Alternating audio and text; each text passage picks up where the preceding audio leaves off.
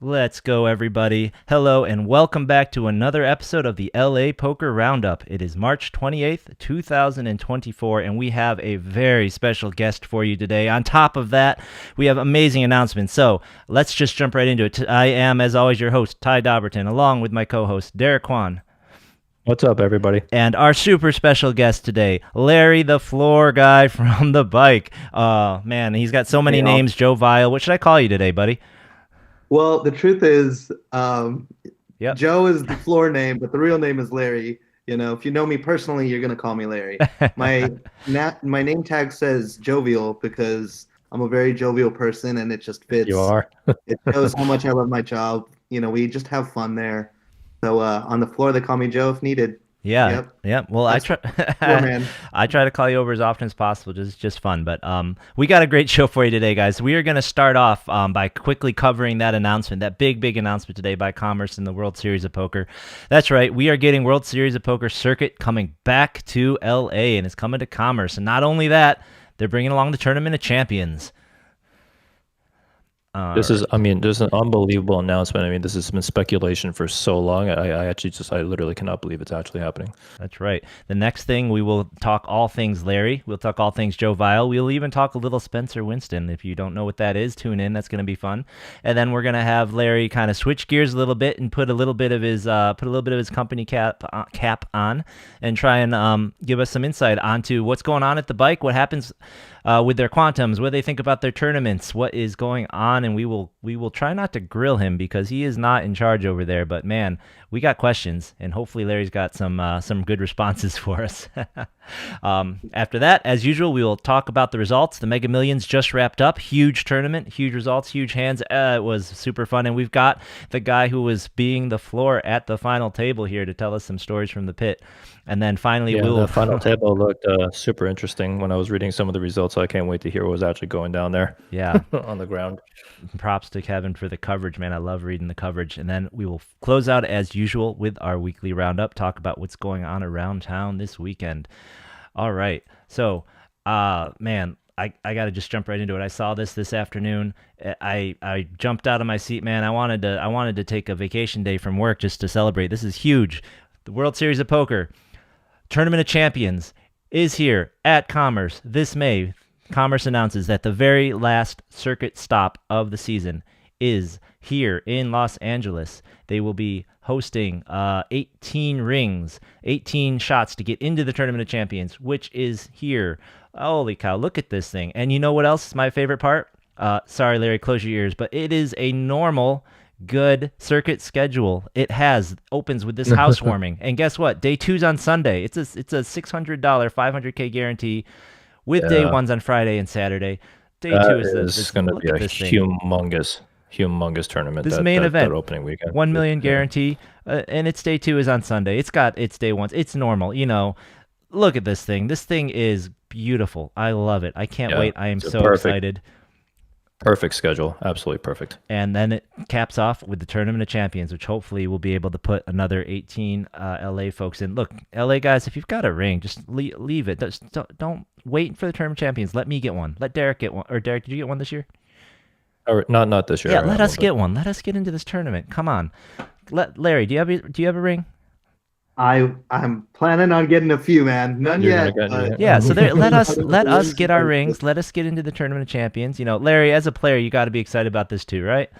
Absolutely, no doubt. There's nothing more fun than having your backyard be the place to host some Tournament of Champions, and Commerce is the location that they're going to host it, and that's exciting. No problem. I'm ready to just have a chance to win a ring and be a part of the 1 million free roll, and it's fun. It's great. Yeah. And I'm thankful. Hopefully it lights a little fire under you guys over at the bike, and maybe, you know, I personally would love to see a little World Series WPT competition spring up back here in LA. That would be amazing. And then the big response on Twitter and on X and on social media is, as predicted, is everyone who's not an LA person whining and crying about the Tournament of Champions being here. Derek having a little fun with them in the meme streets. Now, this topic overall is just way too big for us to handle today. But I do want to. So we are going to have a special emergency episode this Saturday morning. Hopefully, if you're up early, tune on in. We're going to try and have a guest. Maybe we won't be able to, but at the very least, we will cover all of the, we'll go over the schedule. We'll go over all the little details. We will go over what's happening, and we will, enjoy drinking the tears of all these whiny crybabies on the internet. But the one Man, thing I have to give Oh, good. a shout out to chat right now, man. We got 32 concurrent viewers, 26 as of right now. Crazy chat rate. So I mean, Larry, you're pulling numbers, man. Wow. I'm thankful to have fans, man, and not only they're my friends, but they're also good poker players, and Yeah. it's cool to see that people are coming out to watch this podcast. Yeah, and hey, I'm happy to be a guest. we love so. it. We love it. We love all you in the chat. We appreciate it. We love Larry. He's going to have to come on every week. And all of you in the chat, hey, if you haven't yet, please hit that subscribe button, hit that notify button. I'm willing to bring Larry on every other week if that's what it takes. So one last thing I do want to cover for this that is very important and coming up soon is that they are running a big promo at the Commerce for this. They are doing this thing that says Become a Commerce Poker Pro. And what it is they're giving away 20 massive packages for their circuit events and for the World Series main event. So what that means is they're going to enter you into 6 events. If you win this thing, 6 events and this upcoming circuit event, and I checked, it's all the ones with the big guarantees. It's the main event, it's the high roller, and you get main event entry, another 6 entries into November. So we're gonna have another circuit stop here at Commerce in November, so that's awesome, and 5,000 cash for travel expenses. So this is a great promo. So what do you have to do? Yeah. It's not easy. You have to do over 100 hours in the cash pits. 100. So that's going to be tough, but if you get in, there are rebuys. If you get in, you're allowed to rebuy to 10K, but you have to play 100 hours of cash at Commerce during the month of April. There's a lot of hours. Full FAQ here. Get on there, do a search for it. It's a lot. I'm going to give it my best shot. I'm going to try. If it looks pretty desperate halfway through, I'm going to quit, but I'm going to give it a shot. We'll see if we can do it because, man, this looks sweet. This looks so sweet. So many entries, so much value here. So take a look. Think about it. We will talk more about all of that on Saturday. Yeah, those are incredible prizes too. So definitely congratulations to all the cash game grinders because you're going to have something to play for. I know, right? You got to put in 100 hours, so make sure you swipe in, guys. They have other stuff happening soon over there as well, but we will see if we can get someone more appropriate to announce all of that. All right, so let's give the people what they want, shall we, Larry? Yeah, let's do it. Yeah, let's get in it. all I see in the chat is Larry. I'm lucky. I had to quickly pull up the live chat. Oh yeah, leave it up. Yeah, and Frank, the answer is have fun. Number one rule when I'm running the floor is have fun. And if you're not having fun, no reason to play. I agree. That's what it's all about. That's what I always tell people too. If you're not having fun, what are you doing here, man? That's right. What are you doing here? Because right. if you're at our table, you're not making money. You even got Sammy out here in the chat streets, man. You got everyone out here. All right. Much love for that man. He is something special. I tell you what. He is. Yep. Yeah. Absolutely. So for those of the few people who don't know, and for those who watch this, Larry, could you tell us a little bit about yourself? Tell us about where'd you come from? How did you burst onto the poker scene? Tell us a little bit about your poker playing, and maybe right on up until you started working the poker side. Absolutely. All right. So, long story short, always infatuated with the game. I just love it so much. Once I found you could play a game for money, I was just, that's it. That's all I needed. How old were you when you discovered that, Larry? Be honest. Probably over 13, man. 13? Over 13. October. Me and my friends, it was during the boom. Yeah. It was 2003. That's my time. And I kid you not, we would host $5 tournaments, $1, $2 tournaments between 6 to 5 people, or 6 to 10 people, and just have a good time. Yeah. I remember I literally was down to 1 chip and came back, and I was like, "Wow, I'm the best." You won $20. So, yeah, exactly. Probably if not, and I don't even know if my friends ended up paying me at the end of that. But regardless, we would just always play, and we would find time to go play cash at a friend's house over the weekend. And I never knew what I was doing, but I felt like the more I played, the more I caught on. And I started realizing that there's so many dimensions to the game. And then I really fell in love with it. Let's say when I had an aha epiphany moment when I realized like your mindset is key in playing poker, and I just unlocked like this whole new Pandora's box of the game. I'm like, okay, now I should be eating healthy, thinking about my mental health all the time if I want to play, and that grew me as a person. But the real success came in 2017. I was at the bike and I said, oh, let's just play a tournament. I think it was a Facebook tournament. The buy-in was super small, $70 or like 110, something, a small buy-in. And it was $9,176 for first place for a small buy-in. And I won it. And I never thought I would win. Oh my gosh. And that's what it took. And in that series, the same series, I ended up playing the Mega Million. And I was a final table contestant on the Mega Mill, and that was, to this day, probably one of the most exciting experiences I ever had. And also maybe another reason why I'm so passionate about quantums, because, you know, I did have that opportunity to receive so much success from it. And in addition, in love with the bike. I just loved the venue. I loved playing there, and just like realizing when I got into the room that side of the table was that buy-in, and this side of the room that was the smaller buy-in. This was the bigger buy-in. I want to play in the bigger buy-in side, you know. And It's like a little World Series feel. yeah, definitely. And I was fortunate. I think I took somewhere around 82,000 or something like that, and then my whole life changed. Yeah, and the passion grew, and I just loved the game even more. Awesome. And I had some success in other tournaments, and now we won't stop. I won't stop. I'm telling you, Can't stop, we're won't really stop. fighting for a ring or a bracelet, and I just am too in love with this game, and I don't see myself moving out of it. I want to be 85 years old, just playing with my friends, bluffing them. You know, nothing's gonna change. So then when did you You're start working? You're a true grinder, buddy. Yeah, we got you hooked for life. So when did you start working for the bike? Or do you work for the bike, or do you work for the tournament series? Are they separated, or does it count as working for the bike? I'm not sure how that works. So I do work for the bike. You know, I did get hired by the bike, but I am tournament only. So I'm there to follow the series. When they need me, I'm there to host for the series. And when the series isn't there, I just live my best life and play a lot of poker. So that's really the formula there. And when I got this job, I was just so dedicated to becoming a floor. I knew that's exactly what I wanted to do. I had my own company that I grew from 2014 to 2017. Very successful, loved the opportunity. My father actually gave me the opportunity. And being a business owner, my mentality and just like work ethic was real strong. I loved growing and watching things turn into something new, and seeing how things can evolve if you just put time and effort into it. So that was like a really fun experience, working for myself and being an owner of a company and watching the company grow. And then once I got into poker, I was just driven to be a floor because I was so passionate about the game.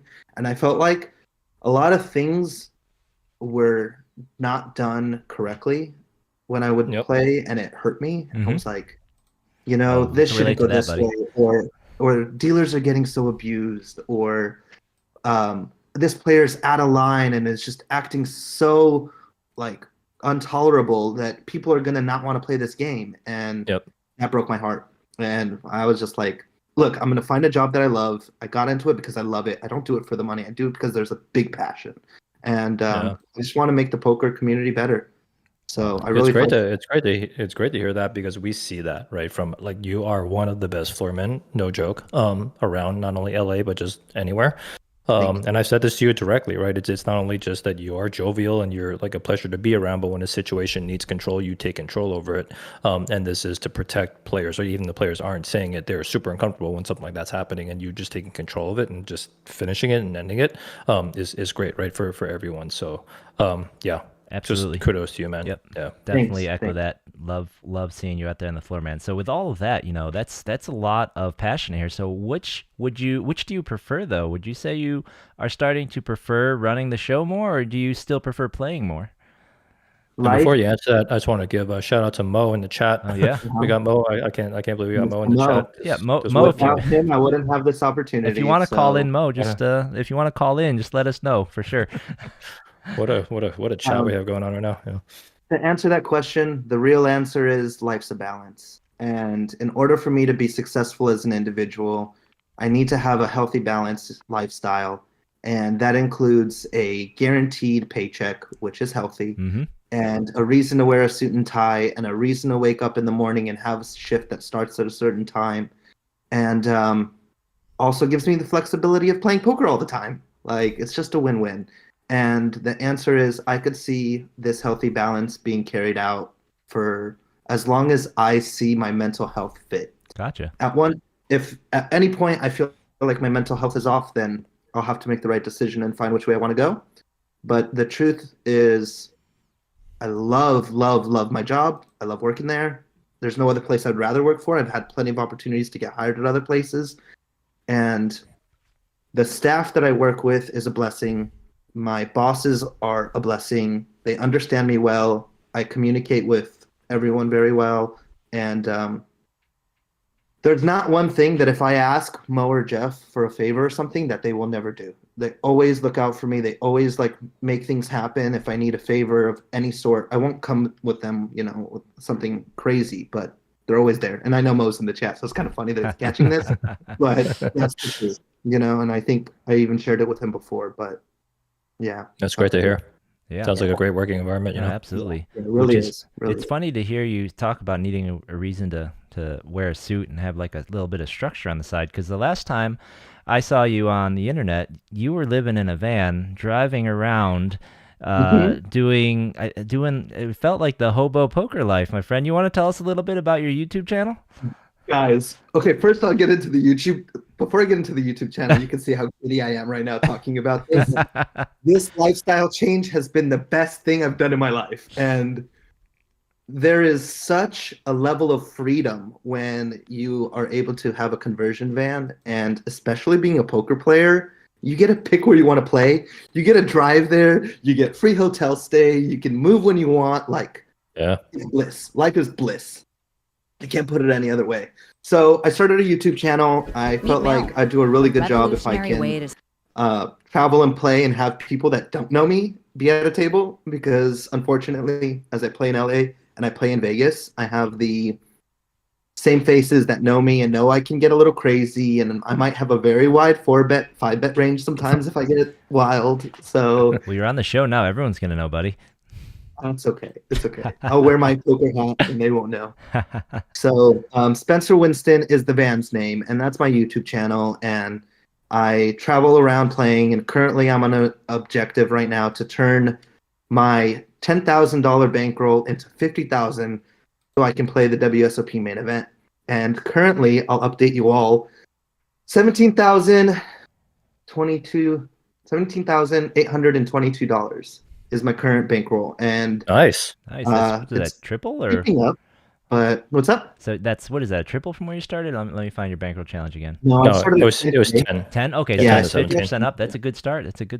Yeah. That's great. And I will be including the income that I generate from work into there, because I just feel like I invest time into it. And because I invested time into it, it just has to go into my bankroll, because this is why I play anyways, right?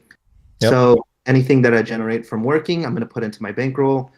And hopefully we get 50,000. I'm going to give myself all the way up until July 8th, the last day, to make that 50K happen. Hey, so a lot of seems fair. events. That seems Yeah, fair, man. Rooting for you, man. I'm waiting for the update. It looks like the last video update for that was 2 months ago. So when are we going to get the next video, man? I'll tell you what, as Derek could know, actually, Derek was one of my big influencers to get it going, actually. So I thank you for that, because you were there for that conversation. I said, I really want to start a channel and blah, blah, blah. And Derek was there to help me out and give me some motivation. So I really thank you for that, Derek. And what really happened is it's difficult. It's so much hours. I'm creating a 5-minute video, and it takes 25 I know. plus hours to edit. Like, It's you know? yeah. Absolutely. Yeah, man. So if anyone is a good editor and loves poker, get in touch with me. I would love to get some assistance in making some better videos. But the truth is, it's such a time investment. And right now I'm working, and that's my priority. So this challenge is fun, and I will give everyone an update eventually. But I think we're going to do 4 episodes max in the series. I gotcha. And I'm dying to know. I know that you cut off the push-up challenge from your previous series officially, but did you keep it going? Did you ever get there yourself? I did the challenge. Oh, you did make I it. completed it. I Yeah, thought. I did Oh, you complete did. it. Okay. So what But do you what keep it up? happened is I was 2 days late in Oh, my that's challenge. why. Okay, that's what I remember I hearing. still hit my target. I still went for it. I just think it's important to be honest and like, who am I fooling Yeah. but myself? So the truth is, I had a free roll that I offered for people, and I gave out some equity in my tournaments, and people had a free roll and a chance to make some money. Okay. And do you want So, to? I kind of glossed over. Do you want to explain what what the challenge you gave yourself was in that video series to the viewers? sure. Long story short, I wanted to include 5 push-ups each day, 5 days a week. So I would end up doing, I think I did 125 push-ups in a day, or 150 maybe, something like that. And I saw the difference. It was nice. I felt healthier. I could crank out push-ups. Like, if you watch my day 1 of push-ups, Oh yeah. and then you watch my last one, you're like, okay, something's changed. Strength Um, training. yeah, it's interesting. But I will be honest, I stopped right after. Oh and no. Yeah, it's true. All right, Larry, you're gonna have to come up to the gym with me. I would love to. Yeah, that would be an excuse. I try to stay with a healthy mindset, and I try to go to the gym at least 2 times a week. Okay, But excellent. it's difficult. So, And everyone, so give Larry a sub. So Larry, what's the name of your channel again? Oh yeah, that would be fantastic. Join the page. It's Spencer Winston, Mm-hmm. and my @ is my only Vans fans. Yeah. And we have that info in the description of this video too, so go ahead and take a look down there. Give them click on that thing, give them a sub, and while you're down there, hit our sub as well.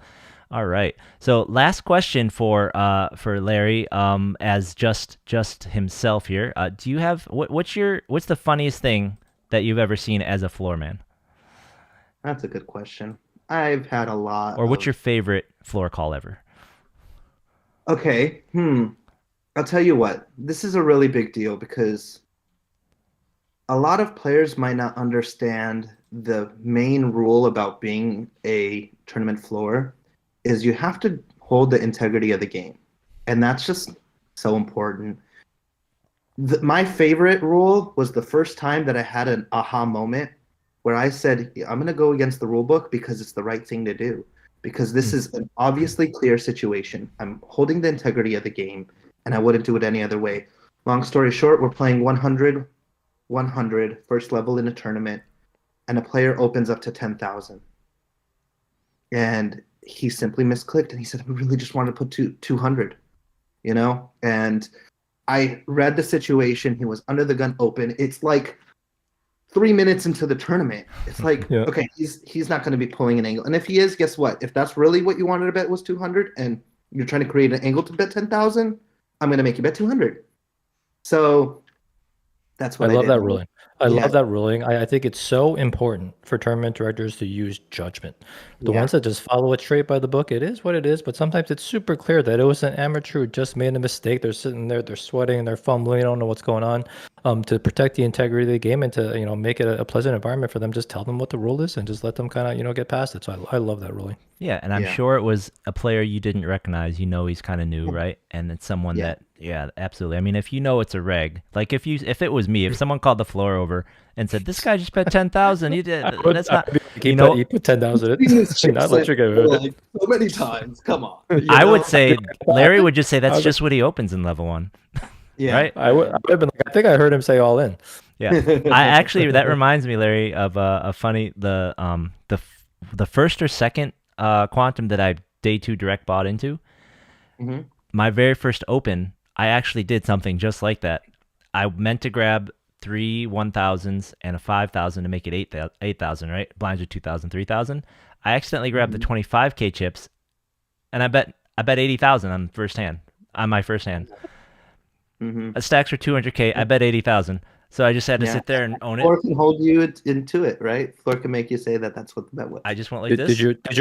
Did you pretend like, you know? I did. I just pretend. I just stayed poker face, and you know what happened? Of course. You know what happened? It folded to the one of the blinds, an older gentleman in one of the blinds who flatted. Oh my God. Ooh. And then That's on the even flop, scarier. and as he's doing that, I'm thinking in my head, God damn, I'm gonna have to buy in again after the first hand. It's gonna be second hand. Everyone folded. I just wasted. I don't know, like it was like 17. I just lit 1700 on fire. But then he just flatted, and I'm still thinking, like, God, if he checks, I have to go all in. I'm just rebuying. Damn it. So he checked. I went all in, and he folded ace king up, face up. Nice. So that actually was a genius play. Yeah, he folded ace king. I had ace 10. It was amazing. I would have loved it was to amazing. jam that in your face if I saw ace king. I would have laughed. Absolutely. I would have been so upset. I would have been at the cage again. I'd been like, God.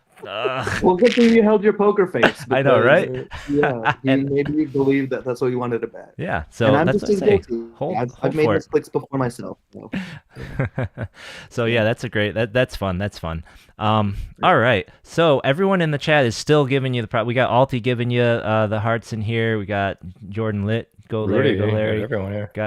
We got Jesse. Everybody. So let's. But literally everyone in LA is in this chat right now. Absolutely. Yeah, that's so great. This makes me so happy. I really do love all the LA players, and what's so exciting for me is like watching people's journeys. You know, like I remember Derek playing, and I just like, this guy's a good player. Like he's so tuned in, he's so attentive, he's focusing, and like we really didn't know each other, but I think I gave him one time like some props on like you did like a hero call or something. I don't remember specifically. I'm like, you know what, Derek, I'm rooting for you. And then next year he pulled some big W's and like found some. I was like, look at him go. So it's really great. And just right now, the Mega Mail, dude, I was rooting for you so hard, and I was like, he's getting so deep in this tournament. Like he made it to day 3 by having no chips at one point.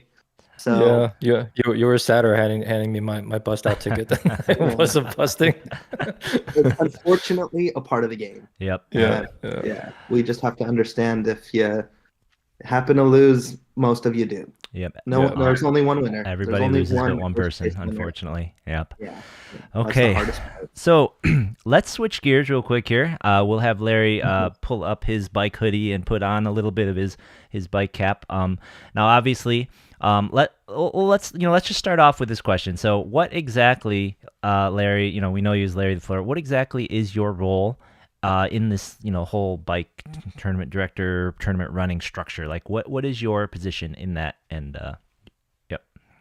well, I'm a hired floorman. I'm a supervisor for the tournament, and I am seasonal. I only work for about 4 or 5 of the events. I think they host about 4 or 5 events out of the year. Yep. And I'm just there to beat tournament floor and do what I do best. So we have a number of questions that we had that you were gracious enough to help us communicate with, like Mo and Jeff and, the guys who were kind of calling the shots there, right? The tournament directors themselves.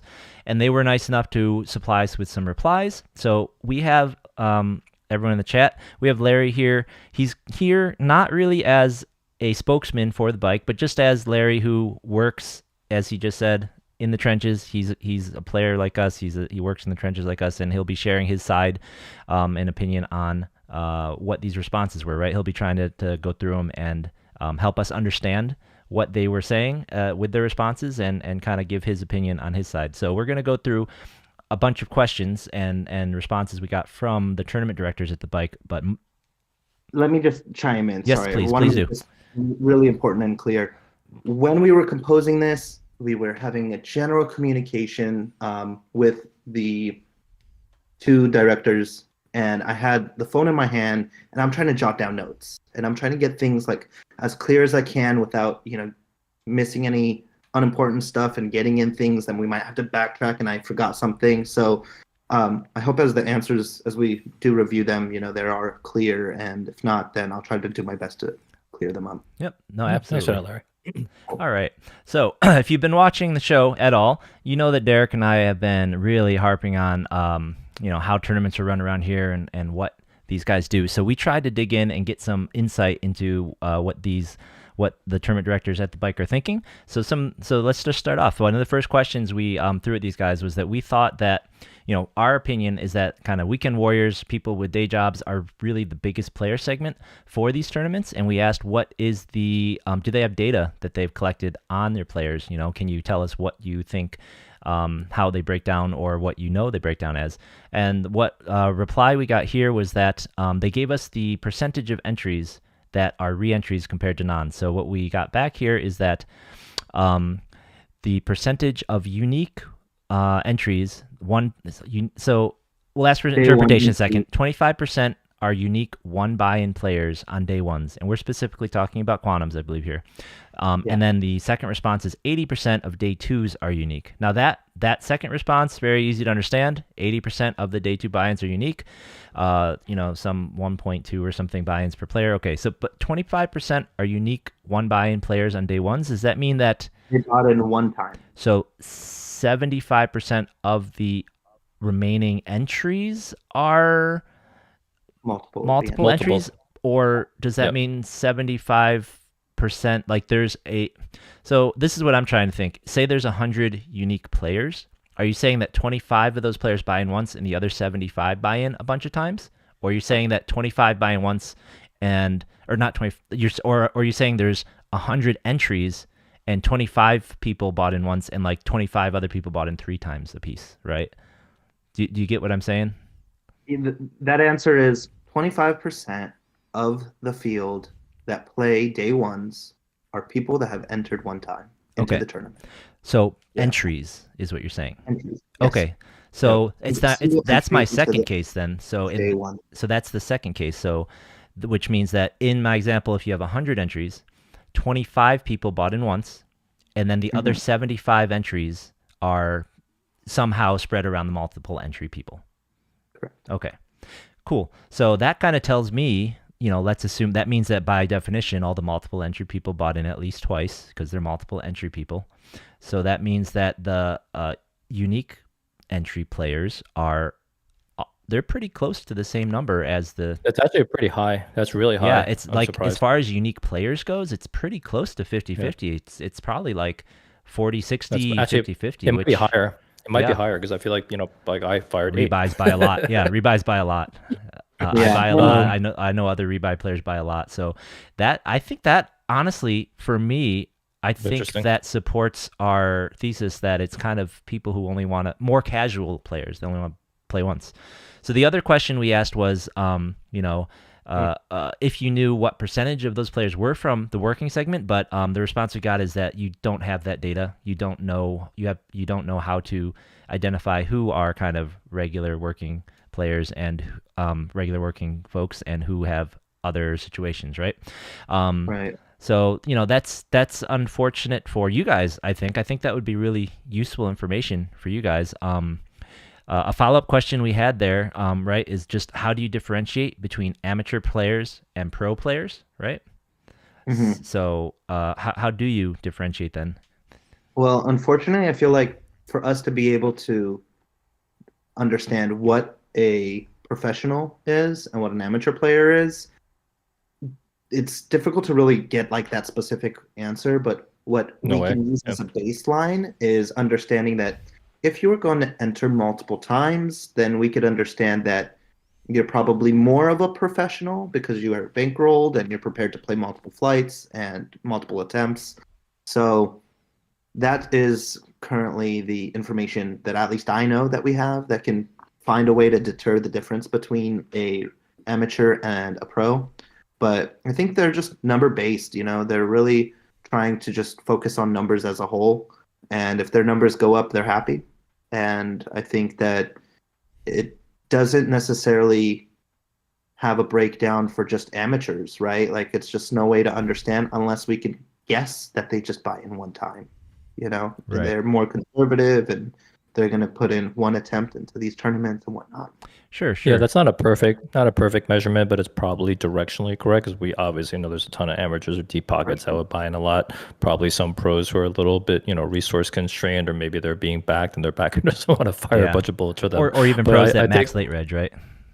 Yeah, exactly that That's the too. million people. But I think on the whole, it's probably, again, like it's about like we don't like, talking to people, we don't even know if somebody's truly a pro or Hmm. not. So how would you even measure that in terms of metrics? So I think this is close. Yeah, Yeah. and I think, I think if you're going to just slice and dice the data, I think doing things like people who buy in right at the beginning, but don't buy in later, like that, those could be better things. But regardless, I'm surprised honestly that because we all have to get player cards in order to play, right? Which means the casino took our driver's licenses. I have to think they recorded some of that data, and I'm not saying that they would then go in and look and see how much we or Yeah, it's go just into our income and stuff. But I'm not saying they don't. I mean, if you think that casinos in Vegas are unlikely to know more about you than you think, yeah, I don't know what they know here, but I'm sure they know some more. So it's surprising to me that they didn't have other data points for you guys, right? Even just looking across the history of when people play, like you should be able to get a good view of what days of the week certain people play, right? Like this player only plays on Saturdays and Sundays. Well, that's a good clue, right? That sort of thing. So, yeah, I could understand that, but to do that kind of research doesn't really, I mean, if we're looking at everything as a whole, right? Like we're just focused on the numbers at the end of the day because really it's all about how much is in the prize pool, how many people are coming into, more importantly, how many people are coming from out of state to play specific tournaments. I think that's the type Yeah. of information we want to gather and try to highlight and see that people are making trips from Vegas back down to LA. And that type of info, I could see that there's great value there. I definitely agree. And yeah. I don't think that we really dig down that deep. Yeah, no, for sure. And to your point about, people coming in or not, we had a question about, especially since COVID, we were curious if you've seen any significant trends in the kind of the new players, right? So like you have a database clearly of Mhm. who has entered tournaments, right? You must easily be able to, Mhm. hopefully easily be able to see the deltas, like that guy's never entered our tournament before. Yeah, Have you seen any trends in picking up new players in the last year? Is that number going up, absolutely. down, same? Up, up, up. I can tell you, it's going up. I'm watching it for myself. I'm on the floor. I see new faces constantly, and it's really nice to see. There were a few people that came in this last series that I was just so excited to have and host for. So I'll just throw some fun names out. I know Princess Love, if I No, say that correctly. Yep. Yep. Uh, Yep. did is that not her see name, her. Princess Love? Yep. Princess Yeah, Love. Yep. yeah, she was Very down there. cool. She played, and then my favorite, who I am just flabbergasted and thankful that he made a trip down here to play, is none less than the GOAT, David Peters. Hmm. Just seeing him there, I was just rooting for him.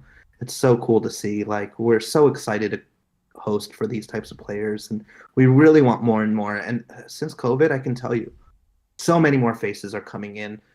And as I live in Vegas now, I do see a lot of Vegas faces come in and play these series events because I know them personally, because obviously I play.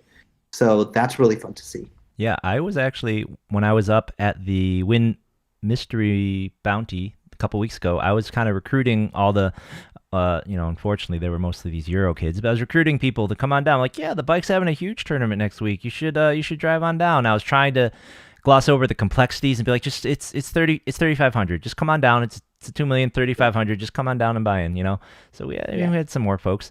I am curious if you. So it sounds like though you guys didn't pull or have any numbers available though, right? Like I would be interested to know if like, oh, it was 10% after COVID, and now this year we've seen 25% new faces compared to before, this kind of thing. I mean, in We're order big into for us to metrics, do right? that, yeah, we need to dig in, right? Like, to understand all this stuff, we Yeah, they're really just have to not just, things. yeah, it's difficult. We have Yeah. a lot on our plates already, and this stuff is important. Don't get me wrong. I find great value in that, but I think, like I mentioned, we really highlight the bottom line, which is the numbers, Yeah, right? That's what yeah. we focus on. And if we could create and understand trends better, I will agree Yeah. with you that there's a lot of value there as well. Right. But Yeah, those stats are definitely hard to get, but then it's almost like all these like sub analysis you have to do about what is the natural growth rate year over year of players anyway, and is that higher or lower? And it's almost like anecdotally how many of those people are actually coming and playing tournaments. So it's definitely tough to get. But I think as we keep expanding and expanding, definitely get more into the segment somehow probably helps with being more precise with growth. But it sounds like you guys are doing a pretty good job at least trying to understand the big rocks, right? yeah, and what's really nice is like there were new things that were tested out at our series, and I think we're going to touch base about this and maybe just a little bit. Could be a segue to the next question. But I know we had that 5 p.m. tournament that started on day 2. Yeah. It was a little unorthodox and confusing. And, I think we had a big learning curve at that attempt too. But what was amazing is we still had $756,000 in the prize pool for that tournament, even though it was just, like a 5 p.m. start time, which probably is a little difficult for people, but they still made it happen. They still made it work. We still hosted a great event. We still hit a great prize pool, so like even though that there are these types of questions, it's wonderful to see that we're still able to hit the numbers, which is the objective. Just to nitpick, it was really like I think it was really like a 600-ish or sub 600 prize pool for the actual tournament part. But I talk about that every week. So let's talk about that. Could you tell us some of the lessons you guys learned from that day 2 midweek restart, especially that evening restart? So we were shocked when we saw that, and the Twitter kind of blew up about it. Local Twitter anyways, right? And with folks like Jared Greiner and everyone kind of chiming in. Basically, everyone was saying, look, we still, like the working folks, like we still hate it. We didn't like the morning one. We still hate the night one. And then people like Jared, right, who I think we can pretty much agree he is a pro. There's no ambiguity there. He says, like, well, I hate it also. We all hate this. Why are we doing this at 5, right? So what was the thinking behind that midweek start and midweek starts in general? And what did you learn from this late start?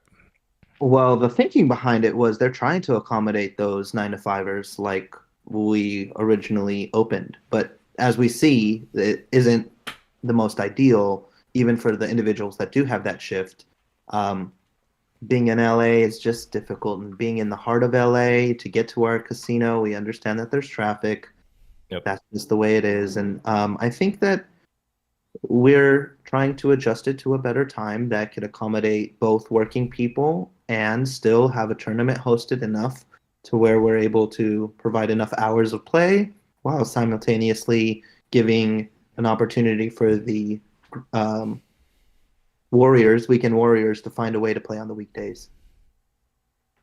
Yeah. So if that doesn't mean maybe starting an event around 2 or something like that, then that's probably something that I would like to recommend to the TDs and see if that they'll move forward like that. But we all understand that that was a lesson that we can move forward from and learn. And like I mentioned, it was stated that the tournament starts at 5 on day 2. Everyone knew when they played that that's the situation. And we still hit great numbers. Yeah. So and then maybe just a note, maybe even for the leadership, right? That's maybe behind some of these decisions. Reach out to the community, reach out to me and Ty. We have a lot of Twitter presence, right? We can get you that feedback, so you don't have to kind of learn from trial, trial by fire. You can probably just get straight answers from us of whether or not we would like it or not, so that you can kind of inform your decisions that way. So feel free to use your social media, use me and Ty to kind of reach out to the community and get you guys feedback, so you don't have to like trial these things live. Mm-hmm. Yeah, that's definitely value for sure. Because one thing that really was like, just aside from the traffic problems and everything else, is that by starting at 5, I think that is a big reason why it dragged on the extra days, right? Like that was, you had a day 2, 3, and 4, right? Let me share something with you on that specific situation. I worked with the lead that day. I was hosting the 3rd day of that tournament. And I made a recommendation for the players to try to accommodate to the best of our capability. And I had a few offers that I wanted to bring to the table. I said, A, we could continue play for an extended number of time. B, we could all select a time to come back together that's earlier. Or C, resume at 5 o'clock. And we went with resuming at 5 o'clock. It's just fit, It's just how. Well, and then you completed on day people- 4, right? Pardon? And then day 4 was the last day, right? Is that correct? Yeah, I believe Yep. day 4 was the last day. Yeah. Yeah. So, I mean, I'll push back a little on that. Like, if I am playing if I were to have played in the tournament, I will have already have cleared my schedule and arranged my whole week around coming at 5. So Correct. if I would have already moved my meetings, told people I'm leaving early, I would have already had everything set. So asking at the end of the day about the next day restart, moving it would be absurd at that point. For me personally, and for a lot of people at work, I think that would be the case, right? Right. But what would be way better is that if this was a tournament small enough to finish in 2 days, so that the third day wasn't affected at all, that I think would just in general have been better, right? And we're always begging, and the bike's usually very good about this. Usually, the last time at Commerce, we had some issues about like, oh, you must stop now. Is if we're almost at the end of something, just let us finish. We'll play until 3 so that we can just go home and not come back the next day, right? Especially if it's a weekday. But so that's like I think that my point wasn't that was right or wrong. It was simply I think that was maybe a side effect that I don't think was really probably considered because I think you only had the day 3 on the schedule, right? You knew day 3 was going to happen, and I think day 4 might have been like, oh darn it, we're going to have a day 4. No. Actually, I stand corrected. I apologize. We stuck to our schedule, and I think we only had a day 3. We tried to finish it on day 2. Probably that was the situation. Okay. I may be wrong, and I think it said day 4 if necessary, which we had on the structure sheet for that one, and then we did have a day 4, but I knew it was on the structure sheet. There's no way that it wasn't. Okay. Yeah, usually you guys write something like day X if it's necessary. I do notice that. Yeah. Right. And Yeah, I think that's just my point. Like, having the bike leadership reach out to us. And actually, if you want to reach out to us directly and ask us some of this feedback, because I think working people will give you that feedback about, well, actually, if it is 5 p.m., it's going to take me an hour and a half to get there at 4 p.m. So I'm probably going to come at noon anyway and just take half a day off, So it's like those little things that you'll hear from working people sometimes that people just kind of don't understand about why we're just these special little creatures that have very Rudy in the chat, one guy had to work, and I think he ran deep with us. And he was there for the discussion, as I mentioned to all the players. And yeah, it fit for a person that he wanted to play that tournament, I guess, because there was the 5 o'clock start time. So, that is something that at that moment, it made sense that we resumed at 5 because, it did fit a few people. Us grinders, it's difficult, but yeah, fair enough. Yeah. And so to kind of hit the other half of that question, right? It's just been a real habit. I kind of joked about it when we talked about the World Series circuit schedule, right? It's kind of been a habit of the bike to schedule a lot of really big day 2s during the middle of the week. The very last circuit event that the bike did run back in that March, and I think it was Derek brought it up in the data, and I had to point out to him there was something extra special about that one that made it so small, was that the main event for the last circuit event you guys ran was during the middle of the week. So what is there something to this propensity to put so many important tournaments during the middle of the week? Yeah, it's very odd.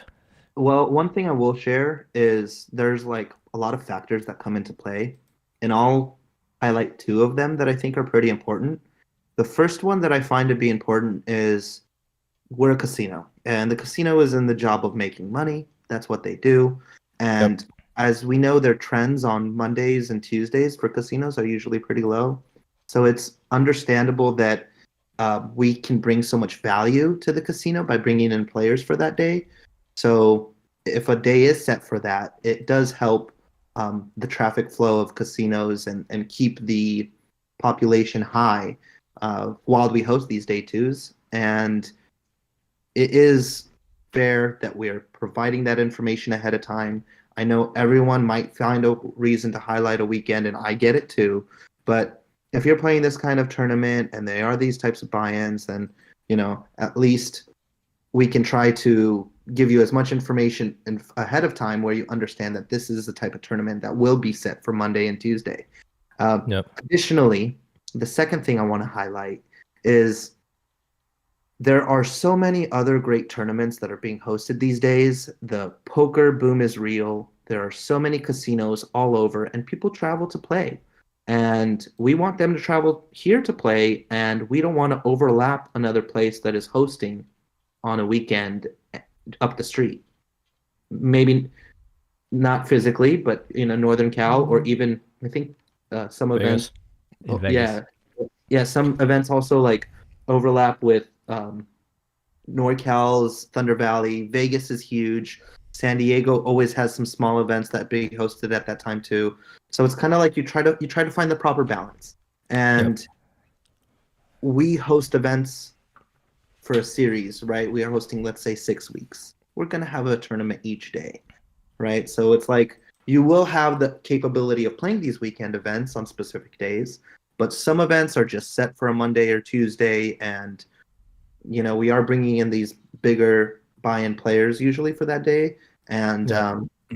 it is nice that we had the last one hit on a Saturday. I mean, a Sunday and a Monday, so you have the choice. Those are perfect. Yeah, Yeah, those are yeah, perfect. Yeah. yeah. It is really nice. And I will. I think I've been trying to beat this drum is that the Los Angeles and just Southern California poker ecosystem is very, very undertapped. Like we have so much more potential, so many more players that play. So, like saying to, not you specifically, but let's just say that we are trying to accommodate to players who are traveling to Vegas to play an event, trying to catch them as they bust out so we don't overlap. It's Right. kind of probably accommodating to a very smaller pro of like regs and probably professionals versus Mhm. you're talking about potentially tens of thousands of amateur players who are just kind of not coming because they just don't like the schedules. They're kind of confused about stuff. So the thing is, it feels to me like if we can just land things where like you always have a big day 2 on a Sunday, day 3 on a Monday if necessary, so they can at least get a significant cash, you will over time to start to attract more and more of those amateurs and make them regulars. And all of a sudden, and I think I've said this to people before, the $2 million quantum, in my opinion, can be $4 million in LA. And you can do that within a year if you start training people to think about schedules in that way, right? So I think this is how I think about growth. And I think doing things the other way, I get it. You're probably going to get, a lot of feedback from Reg specifically about, oh, I don't want to miss this tournament, so just do this over here. I feel like, that is probably servicing the incorrect people to dramatically grow the game, right? Right. But that's my opinion. Yeah. Yeah, our concern Yeah. is that you're hurting your growth potential, and not just you. We just mean LA venues, right? Yeah. They're hurting Yeah, their all of them. growth. Yeah, hurting their growth potential by catering to the people who are putting in the most buy-ins, but they're small. The regs, right? Just only catering to the regs, and obviously you want to keep them. But let's say that first stat where 25% of the entries are unique one shots, and David Neiman was in the chat saying that most people buy in once to a tournament. He's tournament director over at Hollywood Park. So hopefully he has That's true. some data for that. Maybe we'll have him on and see if they have anything to if he has any insights someday. But so let's assume that 18% of that 25% are actual like one bullet, like I'm just having fun. I just saw poker on TV. I played, just total Rex, right? Yeah, let's try. Let's give it a go. Yeah, let's say 18% of that 20. So instead of 25%, 18% of them. So that means that the other 7 are pros. And then let's assume, which also Derek and I aren't so sure because like we fall into the multi-buy category, and I don't consider myself a pro. The other 75% of the buy-ins are from people buying in a lot of times, but the total number of people there, as we figured out, is it can't be, even if they only buy in twice, it can't be more than a 2-to-1 ratio, right? So that number, if it won't grow, and it really can't because it's really hard to create a new reg, a new quote-unquote pro, or a new like someone like that, but if it's much easier to pull in from and it's easier because what Derek's point is, you have how many numbers do we have here? How many millions in SoCal? This 29 massive million. Yeah. this massive pool of people where if you can convert a tiny percentage of them into one entry buy, and you have new customers and you have That's fresh unbelievable. money coming in, fresh customer, and it won't be as fragile as this set fixed pool that will, very hard to get someone into because they have to become a real addict like us. And this other larger market that's fresh and much more it's robust, much more resilient Well- because it's so huge, right? That's what we want to see. And then I would like, instead of deferring to the other tournaments, I would like to see the LA tournaments become so great that we just go. I mean, if you have a World Series of Poker circuit ring event, I mean, how is that not the one everyone wants to come to? That should be the one people want to come here for, not, I shouldn't be worried about people going somewhere else. That why did I Yep. get the circuit event to make the main event not the event that everyone in within 5 hours that people don't want to fly to here for, right? Yeah. Yeah. And I will agree. I understand that. And the team is actually working on trying to get these back. Certain things maneuvered the circuits out of the bike because of overlapping other events and other situations that occurred where they're like restructuring or reframing the best selected dates in order and working with Yep. the right people Yeah, I know your to December circuit event really got yeah stomped, and that definitely yeah couldn't keep going for sure. yeah so yeah, that's very true. And WPT at Vegas had an amazing turnout, let's all be honest. Yeah. They lost, Yeah. what was it, 4 million, and they were happy, for one of Right. their guarantees. Yeah, It's and just with the World beautiful Series to see. sniping their first days 1 through C. So, Yeah, Yeah. yeah. That was So unbelievable. one thing I do want to highlight is I understand that these multi-day events are fantastic, let's say, because they are. And we do want to get these players to play them. I do agree with you there. But there's a lot of fantastic one-day events that we host that fit perfectly for individuals who are trying to just test their tournament play. And that is more realistic for them, for not only the fact that they're not playing for 30 hours for one tournament, they're able to grind out in one day, 30 hours plus, maybe even. And simultaneously, it gives a uh, formula of a tournament where, say we do this $400 buy-in, and now everyone flocks in because we got 150 as a guarantee, and we hit 723 players, if I'm not mistaken, on a one-day event, and we hit a total prize pool of $226,000 for a one-day event. A lot of those people are the amateurs that we talk about, the weekend warriors, the ones Yep. that come out to play. And I love these one days. I saw Marshak write it in the comments. It's wonderful. They got the one day events that are just loved by everyone. And I think my um, value that I could bring to the TDs is understanding how maybe we could try to squeeze another one in yeah. and host at least maybe two a series, because they're really just fantastic. I agree. So I agree. Yeah, and that event was amazing for numbers, and I totally agree with you that those are one-day events are beloved in LA's for sure by the amateurs. And you actually just brought up what I was going to bring up. On the schedule, has only been and is only one weekend where you really have those. That is the only one day with a big guarantee, bigger than 50,000 guarantee. Really, oh, I'm sorry, you have one on a Sunday with 75,000. So, mhm. but there's every single weekend then is taken up except for that one that you just referenced. So, what is I up with that in the scheduling, right? Why don't we have those to cater? What we have a lot of quantums with day twos on the weekdays, right? And we Right. have one weekend that was amazing, and that's of course everyone came out. It's the only one on the schedule. The truth is, we have so many days in a week and we only have so many weekends in a week. Uh, And we could only put so many events together to accommodate. Like, yep. if every day was a Sunday, then life Yeah. is great, Yep. but we have to fill the other days too, somehow, some way. And I think they do a good job with what they have. And unfortunately, they are limited with the volume of people on specific days.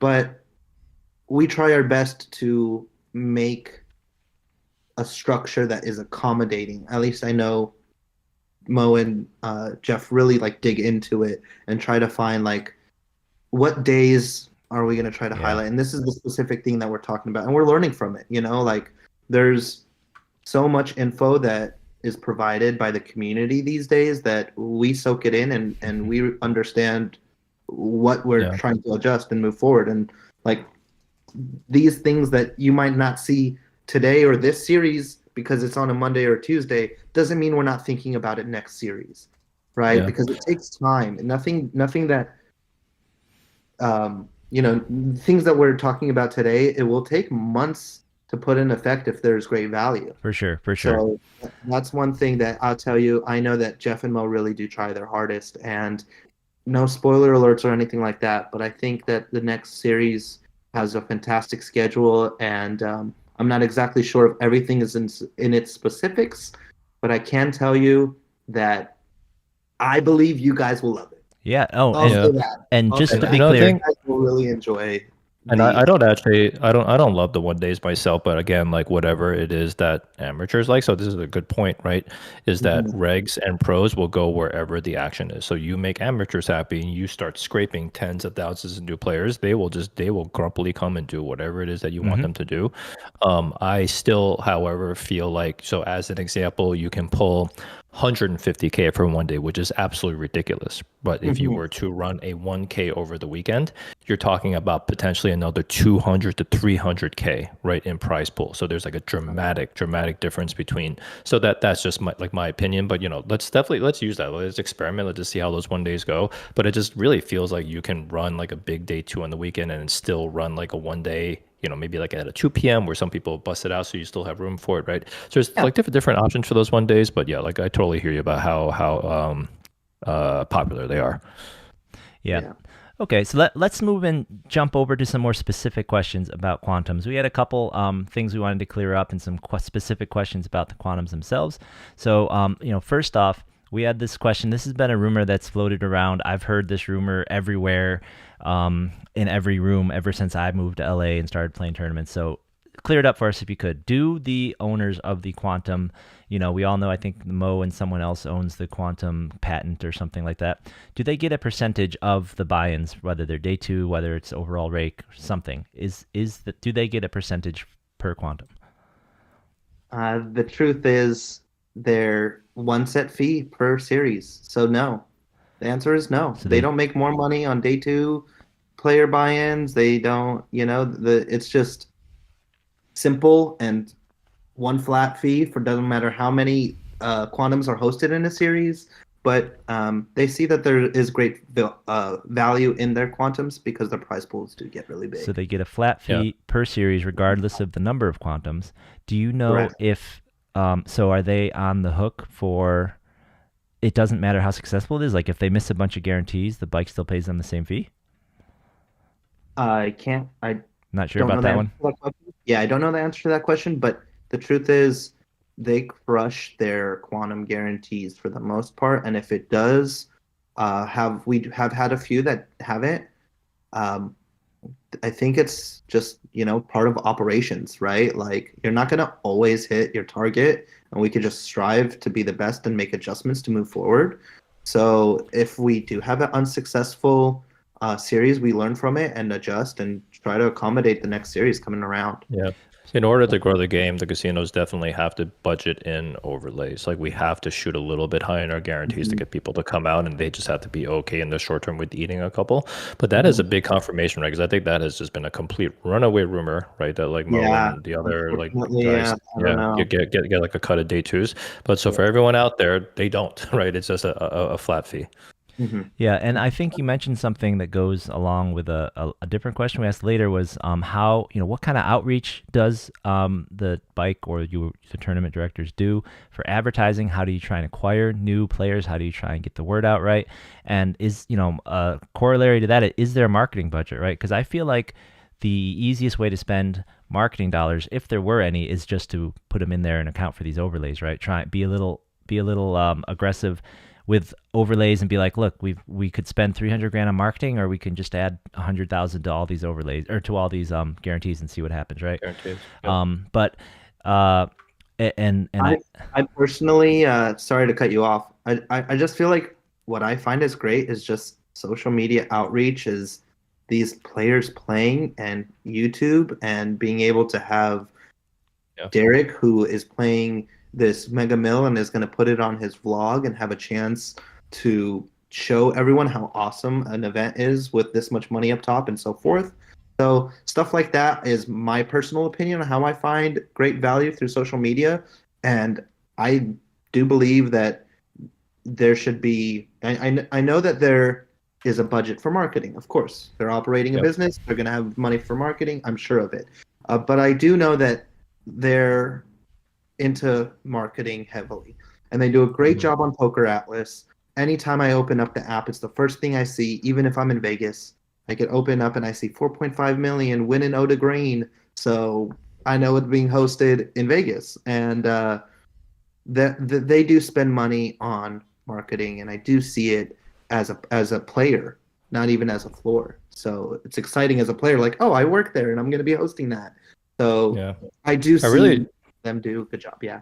I really do wish the card rooms would I like accommodate or allow content creators more, because it always just feels like we're a little bit just trying to fly under the radar, and we know the tournament directors and the floormen support us because they know we are growing the game, right? We are very naturally growing the game, getting people excited, but it always just feels like we're a little bit, it's not just like the LA casinos, but even in Vegas, right, where everything was a little bit like sneaky and trying to get stuff through. But at the end of the day, we end up putting great content that promotes for free. So yeah, Yeah. I wish the card room started to I'm a big believer of that personally, and yeah. I think that I could understand the logistics side of it for the casino. So I could see where they're coming from. And look, there is an importance to protecting players. That's my Yeah. perspective. And Yep. if you protect the players, that is the most cautious part of creating content on the felt. So that's my personal opinion. Yeah, That's how I no, feel for about sure. it. Yeah. So another question that comes up a lot regarding quantums directly is that we have heard. I know back, I think it was years ago at this point. The what's his name? Scotty Wayne, I think his name was trying to run some sort of boycott against quantums, right? And there was some back and forth and some interviews going on, and the arguments have been made that that amateurs and that day one players do well, which is they are not. Those aren't the same groups necessarily. Do better in quantums than the day two direct buys. Is one of the big complaints and arguments against that people use against is that the day two direct buys are so advantaged, right? You guys responded that it's 5-1 as far as numbers go going into day two for people who got in by day one versus people who got in by day two. But we were curious if you actually have any data or have collected any data over the years on, adjusted for that 5-1 ratio or whatnot, who does better really, the direct buys or the people who got in on a day one bullet? Day one bullets. But Day like, one bullet. did you do those that numbers, like if you take the There results were- divided by that 5 and then you take the other ones divided by the 1, right? Like, how do they stack up? I think just looking at overall results and being there myself as a floor and hosting these events, I see it, right? Like this is just a general stat that I can share with my experience, not having like physical hard proof, but I understand the field very well. And when I see certain people come back, and I could see how many people are from day one and how many people are from day two and how many people are running deep. And overall, I think there is, don't quote me on this, I think this is my educated guess, out of all of the Mega Millions, there's somewhere between like 2 and 5 winners out of the multiple Mega Millions that we hosted, somewhere in that ballpark. How many are you on by now? Low. Pardon? What number was this one that just went by? This is 26. It says, right? 26 on the schedule. Yeah. So 26.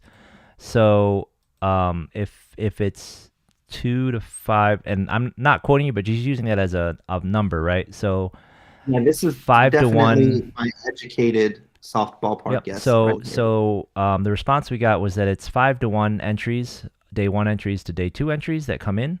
So on 21, that's 6. So 20. Well, what did I say? 26 divided by 6 is like 4 or 5. So if there are 5, I don't know what the number is. We'd have to go and do some research. But if there were 5 people who won by buying in direct day two, that's kind of exactly ish. 4 or 5 people winning would be exactly the 5-1 ratio. So if there are 4 or 5 people who won, that would mean that there's like, it's even-ish between the two as far as numbers, right? And if the number's higher, then, and this is just the winner we're talking, this is just the winner. So and I see this other number that day ones are like 80% of the field. So it looks like it's 5-1 day one versus day two. It's like 80%. So it's like basically 25% versus 20%. So it looks like it's That's even smaller It than look 5-1. Yeah. it is. Yeah, It I is, think yeah. I So maybe think it it was 1 actually in gets 5. down to Yeah. I think it gets down to somewhere around 1 to 8 on day 3. I feel like a lot more Mm. times players that buy in directly to day 2 are comfortable taking the standard aggressive route in tournament poker, and you just sit down and just buy in tournament. You want to build this back. Hmm. So I think That's that a good stat actually. So like that's a good point because it is how deep you go. Yeah. So it's very possible that the more aggressive day 2 players actually go to the day 3s and the day 4s at a Right. higher percentage. Yeah. And that right. is what we And being want to in the know. money and being in the money at around 30% in these fields also is somewhat value for these players that usually are paid at 12.5%, right? And now they're getting paid at 30%. So maybe they widen up their range a little bit more after they're in the Yeah. money and they're, working on their new ICM calculations that find them, a little bit more aggressive with the stack all of a sudden or whatnot. And they're the thinking players that understand what payouts equate to in chips while playing. Yeah. And speaking of which, I actually finally met Suited Superman and had him at my table on my left. And I snapped 4-bet jammed ace-5 suited on him when I had a covering stack and he tank called with jacks and I lost a humongous pot and doubled him up. But yeah, it's exactly that kind of play that that it's boom or bust. Yeah. So I didn't quite catch. What were you saying, that on day 3 the ratio for day 1 players is higher, or the ratio catches up for day 2 buy-ins? Day ones get higher. It's Get around higher? 8 Okay, to that's 1. what you're saying. Yeah. Yeah. Interesting. Yeah. So it's still like Derek said, I'd want to see the. I personally, like I said earlier, I'm all about the numbers and the whatnot. I love the feel good stories, but if I were trying to figure anything out for real, I want to see the numbers. But you brought up something interesting there about that 30% buy-in. Another question we had was that these quantums are so complicated.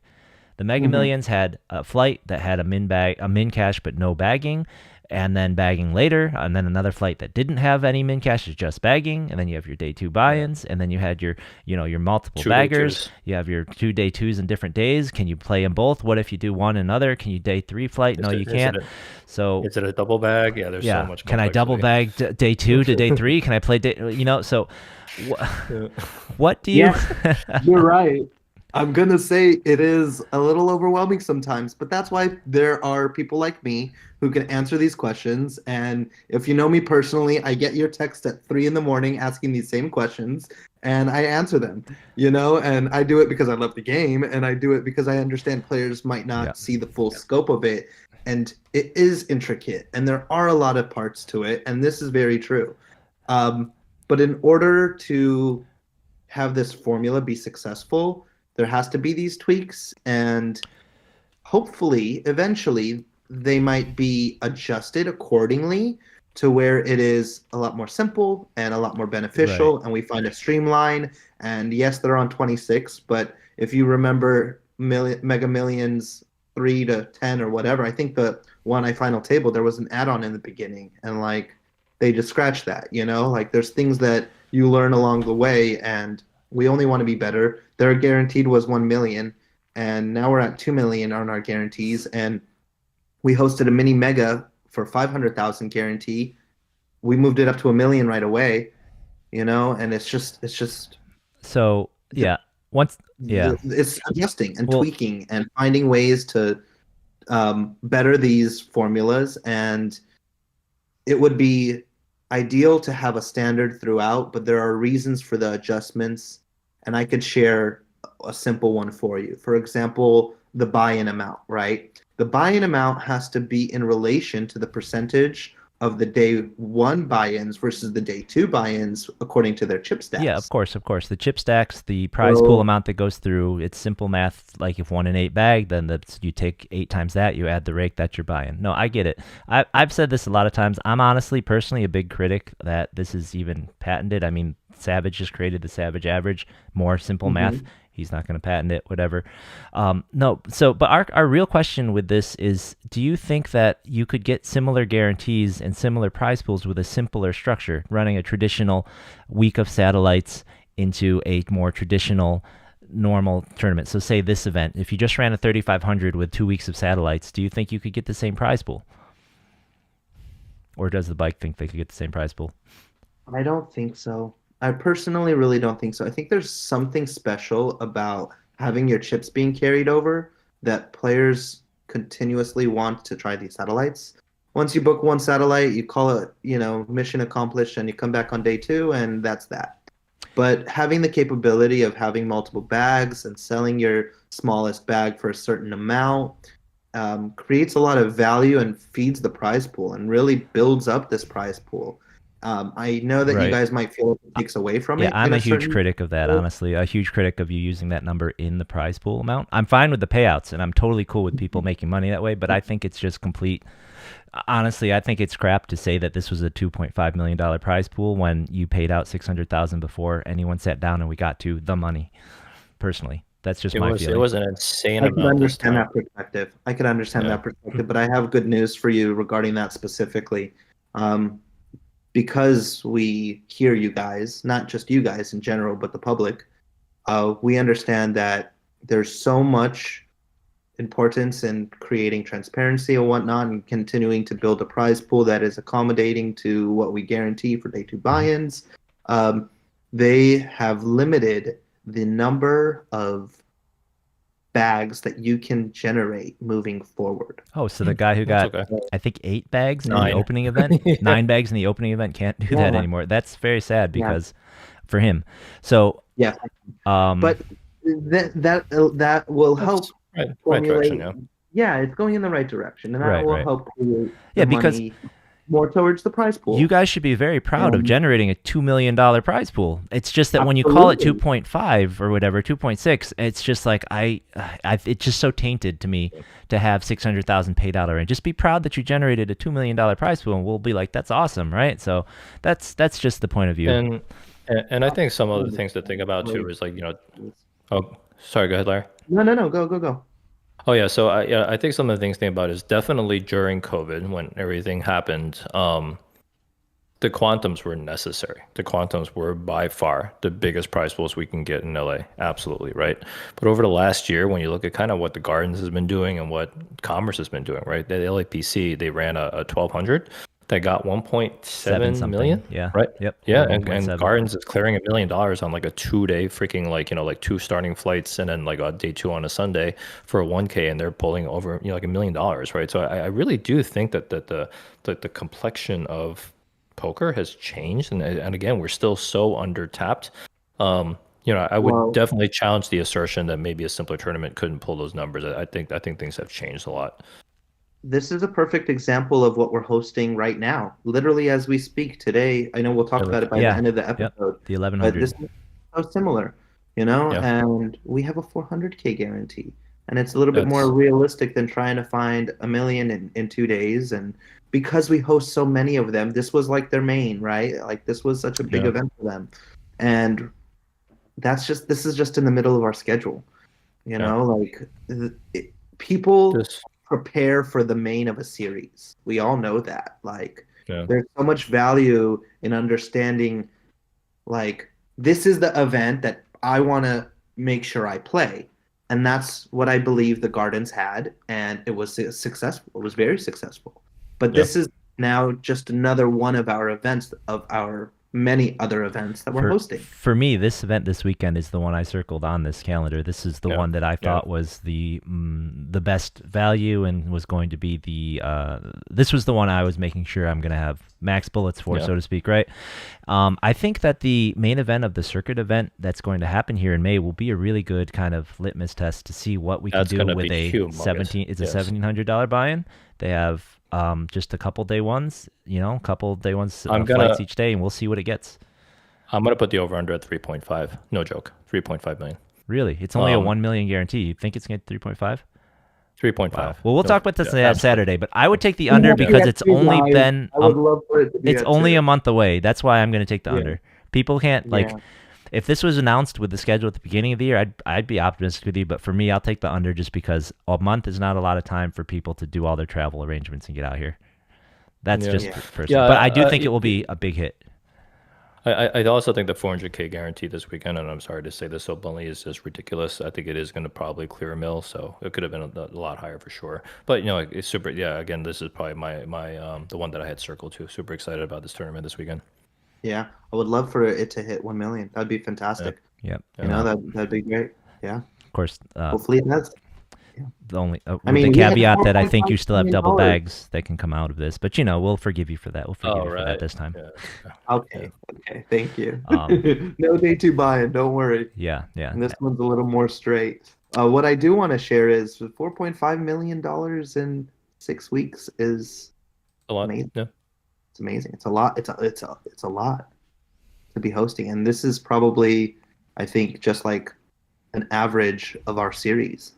We have This Legends is a of fairly Poker short with- series, I think, right? Yeah. So, So, anyways, a question from the chat is another one we hear a lot, and I know this is one that Anthony Patessa brings up frequently. Is how do you, as a floor, how do you feel about the possibility for collusion and chip dumping on these day ones of the quantums? When you can bag so many times, and all I have to do is bag one chip to make my money, and my buddy's in here, Derek's over here, and like he hasn't even bagged yet. How do you feel like that affects play? Do you think that affects the integrity of the game at all, or have you seen it ever? the answer is I pride myself on doing as much as I can to save the poker world and the poker community from cheating, because the truth is, it's if there's someone's going to try to figure it out, someone's going to try to do something, but we are here to stop that. Like, that's my job, literally. And thankfully, I can say that we have a lot of great systems in play in order to avoid that. We have a lot of protocol that helps control any situation that we might find close to colluding or chip dumping. And if I do see something that's out of line, then it's just elimination of the player if they're really doing something that is incorrect. And I could see how a player can have that perspective in this type of formula tournaments. And I understand how it is a possibility, but at the same time, what changes a player from doing it at a regular tournament, right? Yep. Like someone can always just cheat anyways. So how do we stop that, right? Anecdotally, I've been around so many of these quantum bubbles, and I'm gonna say not sure if I ever seen a situation where I saw a chip dump. I feel like it's extremely hard to actually chip dump. So many different things have to align for you to get into a situation where you can do it. I am gonna say that there is 100% soft playing. Everyone's always protecting the short stack of their table. They're like buddy. There's definitely a bit of that. But I think that the really bad like colluding and chip dumping is not happening from at least from my viewpoint. Yeah, and I could see where you come from soft play, and unfortunately, I don't have the capability of saying which one is soft play and which one's not on just a general table all the time as you walk by and play. For sure.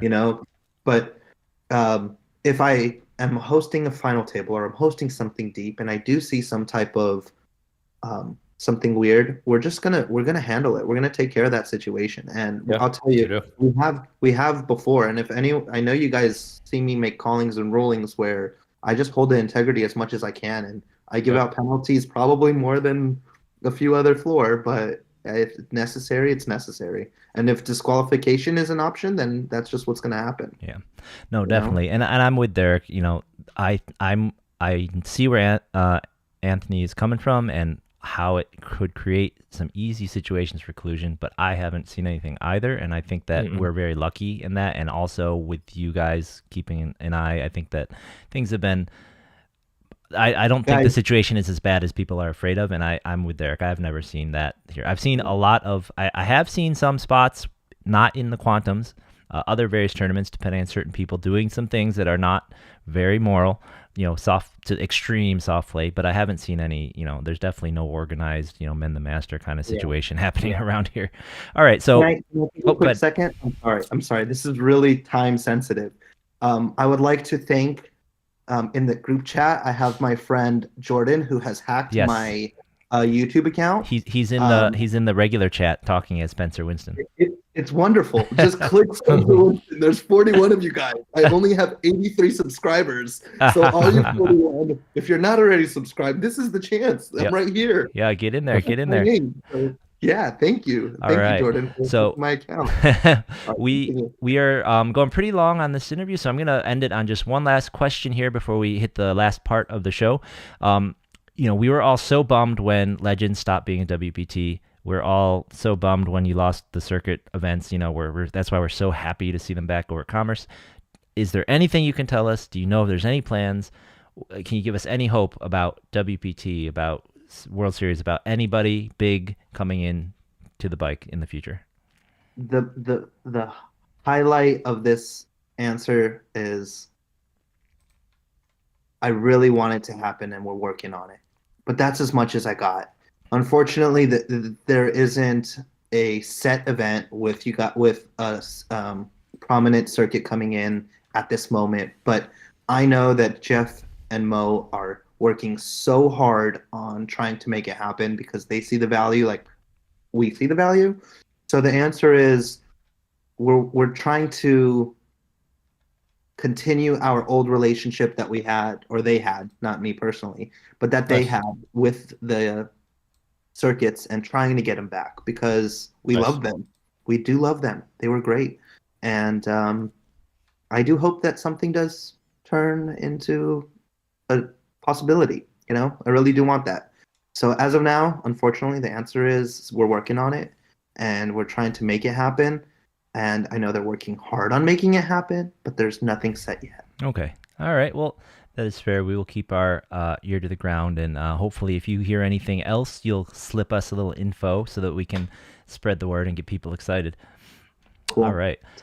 So let's, sorry guys, we've been going a little long. I hope you'll bear with us. We're going to go around town and follow our LA folks around and go over some results that we were able to dig up. So we'd love it if you stayed on and talked a little bit. We're going to cover a lot of results from the bike. So without further ado, let's jump in. We're going to start up in Thunder Valley, where our very own Kathy Chang took down the Big O event. I believe this was an $1,100 buy-in.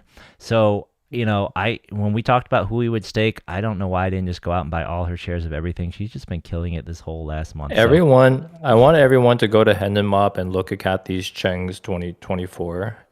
It's like a string, an absolute just like readout of final tables. It is insane.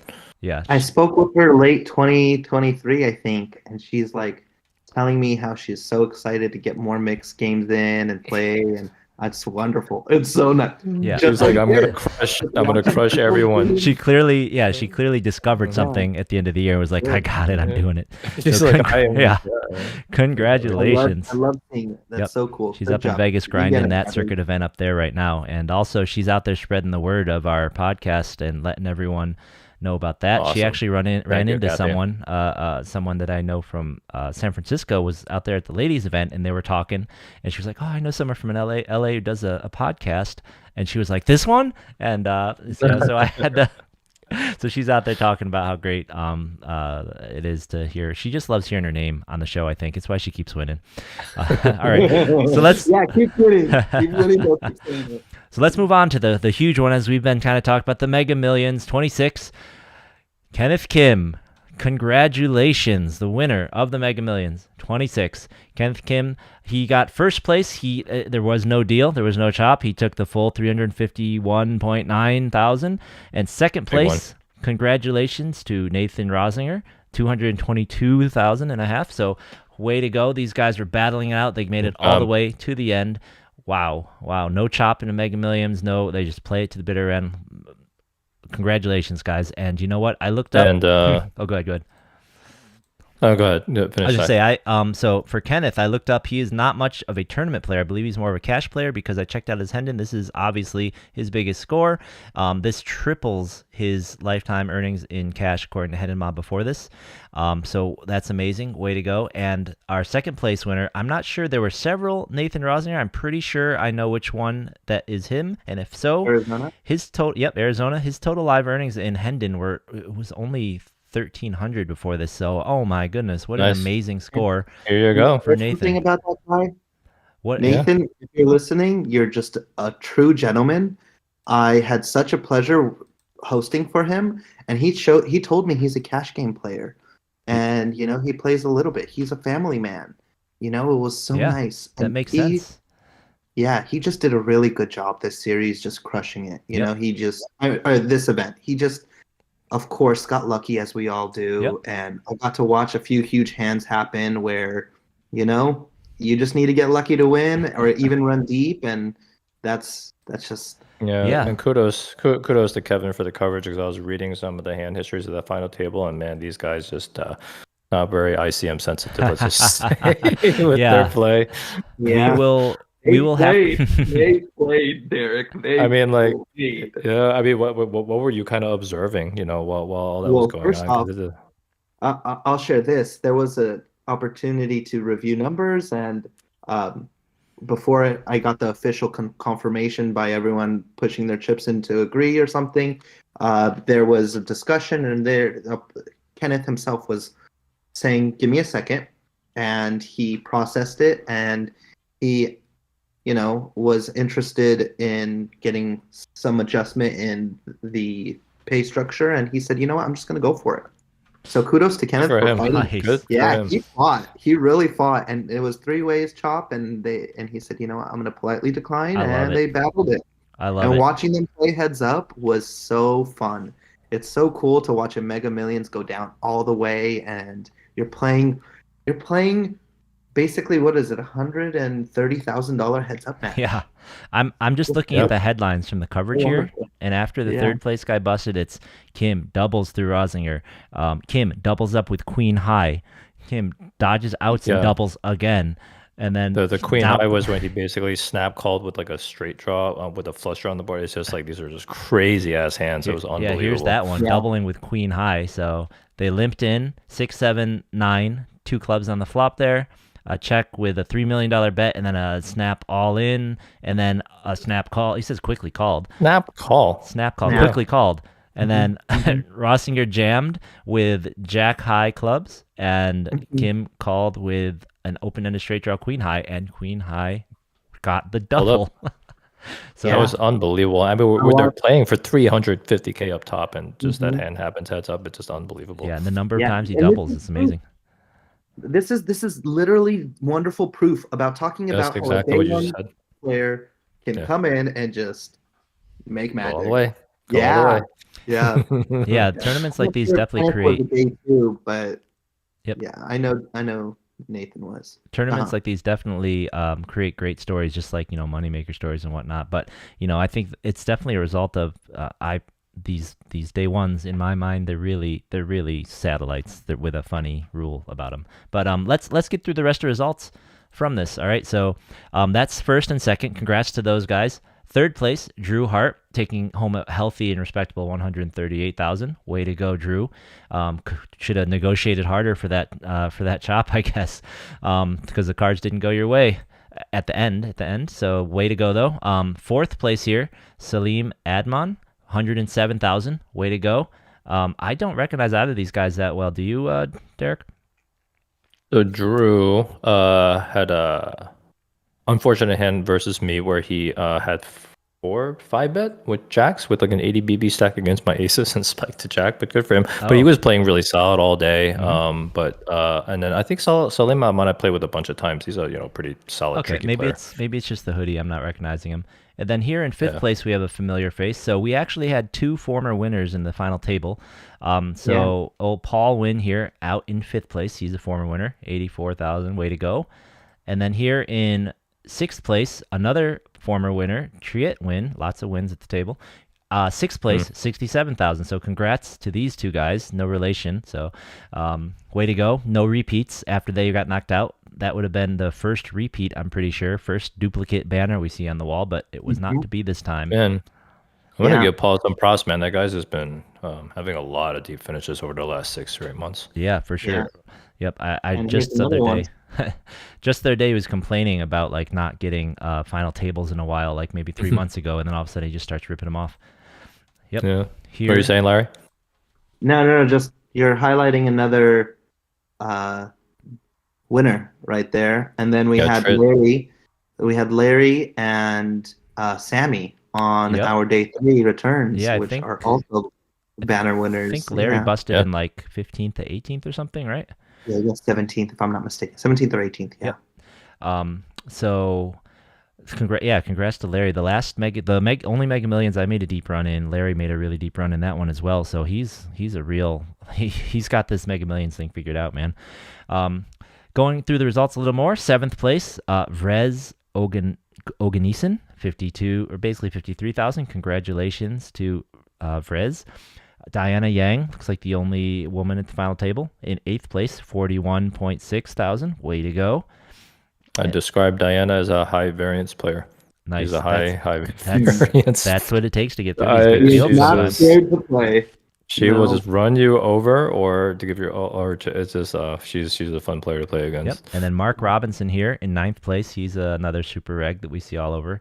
I guess that's the name. I think he's the one that Lynn tried to shame, and everyone jumped to his defense that one time. All right. I think it was Oh, his yeah. fellow Mark Robinson. So way to go. Yeah. 30,000 for 9th place. And then 10th place, George Wissa, 22,000. And I believe this guy was at my day 1 table for the morning flight on Saturday. And if that's true, I'm pretty sure that's who this guy is. Funny story, if that's him, he made his very first live, well, probably ever, Royal Flush that morning. So, it was going to be a Nice. good tournament for him right from the get-go. Yeah. So, Yeah. I do believe he attempted day 2A and then attempted again day 2B. So he fought for it. He went interesting. for it. So he had to rebuy and get in there again. All right. Maybe he qualified on that B flight yeah. with another one. Yep, or maybe he like won. min cashed the day 1A and was like, I'm just gonna try again on B. Who knows? Yeah. Take the money, Yeah. roll some of it forwards. Cool. So we have some more results from the series. The super stack happened, and apparently that was ending in a 4-way chop. And I see some names in here. So let's see here. 4-way chop. The first place took home around 5K. So congratulations to Jose Mendoza. Others in this chop: Sam Kaplan, Tazibi Bayen, and who I believe I know this fella. I believe he's one of the guys. It's hard to describe. He's always got the headphones. Anyways, Kirk Walker. You guys need the winner picture here. We have some other. Ryan Salunga, the mysterious to Derek Ryan Salunga. Do you know what this guy looks like yet, Derek? I Down at do. 15. I mean, it's just a joke. You know what he I'm looks just like at joking this that point. it's- You don't know at this point. Yeah, It's a I'm joke. just joking. That's I don't know if you know this, Larry, but it's just like a psyop because I think Ryan Slug is in every tournament that I play, but he's never been at my table, Yeah. so I've been joking that people Yeah. are just making him up and he's not a real person. We read his name But like obviously- 4 times in 2 weeks, and he's like, "Who is this guy?" I'm like, "You don't know Ryan? Everyone knows Ryan." But yeah, he's obviously a super good player. I just haven't had a chance to play with him. And then your triple draw event, the bike triple draw event. This was the top 5 here. Sean bubbled, but looks like he got paid for the bubble and made a couple bucks according to the coverage. But congratulations to Gary Deutschman in first place, and Corey Simeon second place, and Gina Hecht in third place. So congrats to this Nice. final table here in the triple draw event. Man, I want to play another triple draw event. It's so hard to fit it into the schedule. Yeah, mixed games are tough. The only money I've won in a triple draw event is my last longer with Derek. That one hurt, man. All right. And yet to play one. Yeah. Yeah, it's super fun. I highly recommend. All right, so let's go over, let's quick get through the roundup and talk about what's happening this weekend so that we can get out of here. I'm tired. So this weekend, obviously, the bike is the big thing, right? So what's happening this weekend? Well, we already mentioned big the one. 1100, the 400K guarantee, the non-quantum, even though the structure sheet said quantum. I didn't want to sound. We had a little thread with Jeff today trying to get details. I didn't want to sound like a smartass, but you only put quantum on the quantum ones, and it had quantum in the corner. So I was trying to figure out what makes this a quantum. I think it's the day 2 bag. Yeah, Or the double bag. not that's the what day I 2, was just expecting him to say, but he just said it's not a quantum in any way. So I said, well, No. it says quantum. I don't know why it says quantum. Not on this part of the sheet that I have here, but on the structure sheet, it said quantum. So right here in the corner. And, I'm like, and why? again, and again, just based on how the 1Ks have been going in LA, I fully expect this to hit $1 million. We're probably going to get something like 300, 400K just on Saturday. So yeah, this is going to be a big one. Get out there and play it. Yeah. Yeah. The only downside is it is Easter on Sunday. So Oh yeah, that's true. I just forgot. Rudy just it said that is, in yeah, chat that it is Easter. So that's the only thing that could really hold us back. So, because, you could get people just not even bothering because they're not allowed to play on Easter. So Yeah. awkward. Yeah. All right. Understandable. Yeah. Look, not for you for that day. That's fine. Yeah. We got another one. Come back However, Monday. I'm not worried about that. But you guys have a 75K guarantee happening on Easter as well, $400, 1-day tournament. That one, we'll see how attendance is. You could get nervous about that. I don't know. Let's see. Let's see if it turnout's great. See how much Easter matters to the poker players. All right. So what else is happening around town? Well, let's talk about the Gardens, because this isn't happening this weekend, but their SoCal special was extended. Kevin announced this sometime in the last week or two. It's been extended by 2 weeks to add additional 1-day events. A 50,000 guarantee and 100,000 guarantee. Awesome. Another bounty. But then it also has been extended to add another $1,100 event, another 200K. So this is amazing. Awesome. We have this event at the bike. Then we're going to have the mini mega, which is basically an 1,100. I mean, what is it? 12. The day 2 buying that 1,400. Okay. And then we're going to have here at the Gardens on the 19th, the 20th, the 19th, and the 20th, we'll have an 1,100 with 200K guarantee. And then on the 4th and the 5th of May, we're going to have a 200,000 guarantee. And the reason they extended this has to be because they got word of what the circuit schedule was going to look like. And they decided to fill the gap, which, man, bravo to Kevin for filling that gap. And wow, this is exciting. That means we're going to have our 1Ks between this weekend and if I'm going to count the opener for the circuit event. The opener is a $600 500K guarantee multi-day. Like, that's insane. So between now and May 15th, like, we pretty much have almost, not quite, but almost nonstop huge tournaments for about like 1,200 or less. This is amazing. This is exactly what we've been asking for. Yeah, run more 1Ks, run more 1Ks, run more tournaments like this. We're getting it. And now I'm worried I'm going to be busted before the World Series with so many events. Derek's going to be broke. I've been running real bad, so like I need to get back to my cashing ways, or I'm going to be broke by the time summer comes around. Well, we may want to look into. Always, Derek. I got faith. We got to look into Stake Kings or PokerStake.com. We got to look into PokerStake.com. Yeah. I might have to get staked. Just a piece. The fans want a piece. The other thing happening this weekend is So Lucky Lady has their regular dailies, except for on Saturday, they will be running a $240 buy-in 20K guarantee, starting with 50K starting stack. This one, my personal opinion, this is a great one to late reg. I know if I, for some reason, I'm not playing over at the bike on Saturday because I already bagged or because I busted early, I'm going to come over here and fire real late. So that is my recommendation for this guy. So, and then over at Hollywood Park, they do not have any tournaments on Easter, but they do have larger guarantees than normal for them on Friday and Saturday. They're doing a $100 bounty on Friday with a $25,000 guarantee, a $50K mystery bounty on Saturday, and then on Monday they have a $25K guarantee tournament happening as well. So no tournaments over at Hollywood Park on Easter. Now, aside from that, Commerce has its regular dailies. I am not sure if they're running anything on Easter. You will want to check their websites. My feeling is they probably will run their regular one. And then, of course, the Gardens has its regular ones as well. I haven't seen any announcement that they aren't running on Easter, but, Kevin is very responsive over there. So that's what's happening. We are definitely, Derek and I will be at the bike firing this 1,100 until we bag up or until Reg closes. So that is our plan. Come get some. Come get some. Best of luck. Yep, and we will. I'm sure we'll see you there, right, Larry? You working the day 2 and the one of the day 1s, or? If necessary, yeah, I'll be there. All right. Maybe if I'm lucky enough, I'll get to play it. This is the one Larry circled too. That's it. I see. Man, Larry, we want you in the field, man. Actually, so he was trying to be coy. You want me to build the prize pool? Or you want me to take first? I don't know. I need you for the luck. I remember the last time I sat with Larry, I think I busted out Barry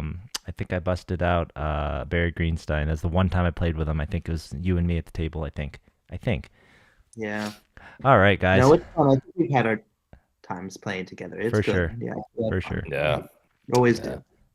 Yeah. Okay, man, this was a big one. This is a long one. Thanks for hanging out and staying with us, guys. Thanks for being here for thanks, Larry. Chad. I mean, we're at 42 people and going strong, man. I feel bad. They want us to keep going. They want more Larry. They can't get enough Larry. This is unbelievable. What an episode. And thank you, Larry, for coming on, and thank you for taking some tough questions about the quantums. Yep. And we appreciate all you do to help make the game great and to make the tournament experience good. And we don't want, just to reiterate, we are not here saying that you guys are doing a bad job, that the bike's doing a bad job. We are asking questions because we don't understand things, because we think that there's maybe things you haven't thought of, and we just want to help do whatever we can, like you said, to make it as good as it can be in LA, right? Everywhere. So thanks for being here. Yeah. Thanks for answering. Thanks for talking with us. All of you out there, thanks for watching. We have, I'm going to say it here. We won't put the posts up, but next week, so remember, next we're going to have an emergency show on Saturday. If you're not up, check it out later in the day. We'll have it posted. And next week, we have another amazing guest lined up. We will put the post out on our social media when it's totally lined up, but I'm going to spoil it right here. Next week, Wednesday, not Tuesday, we are going to have Maria Ho on the show to talk about LA, her time in LA, to talk about what she's been up to just talk. Yeah, super excited about that one. It's going to be amazing, because as everyone may or may not know, she got her start playing cash games here at LA, playing here at the Commerce. So she did. It's gonna be. I remember seeing her at the bike all the time. Yeah. Yeah. So let's go. Next week, another great guest, another great show lined up. So tune in next week, guys. We won't have Larry, but hopefully we'll have some entertainment value and some good stories from Maria Ho. Can I drop one thing or Please a few things? Yeah, absolutely. First off, I want to say to all you poker players, just keep doing it, but do it for fun. Keep your mental health there. Have a bankroll. Do it because you love the game. Talk to your friends to learn more. Don't be upset about a bad beat. It's really important to understand how this game works. And once you don't blame the dealer and you understand that that's just poker, you become a more well-minded and centered person. And it's very beautiful to see how people can grow for the better and not for the worse. And that's what I'm here for. And all you fans out there that are here to just being in the chat and following and sticking to it. We're still at 41 of you guys, so it's great. And all you players, I really appreciate you all coming down and letting me host for you guys, because without you, there's no us in hosting. And I can't wait to keep doing and hosting great events and being able to have $1 million guarantees, and you guys let me guide you along the process. So a big thank you to all you guys out there. Thank you, Larry. All right. Yeah. Yes. Thank you, Larry. That was great. I was just putting in the chat, we might have to make a segment of Larry's closing thoughts here. Jeez. Yeah. All right, guys. Thank you so much for joining us. That's all we got for this week. We will see you out there at the bike. We'll see you at the tables, guys.